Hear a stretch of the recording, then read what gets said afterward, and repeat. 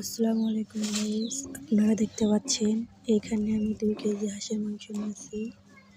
সেগুলো আমি কিভাবে রান্না করব আমার সাথে থাকুন। এগুলো আমি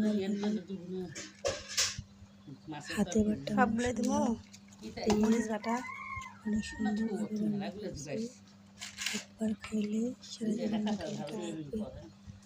আপনারা যারা এইভাবে হাঁসের মাংস কখনো রান্না করেন, আদা বাটা এইভাবে রান্না করে খেয়ে দেখতে পারেন। তিনটে দেওয়া ভালো সাদা গোটা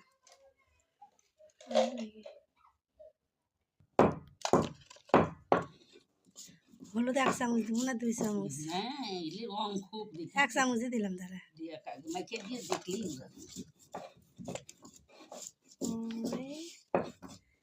লবণ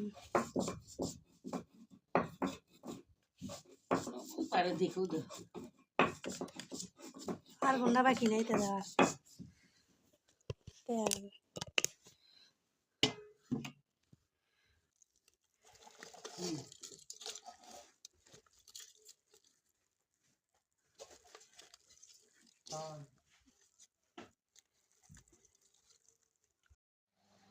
গাইস দেখুন আমার হাঁস রান্নার ফাইনাল লুক।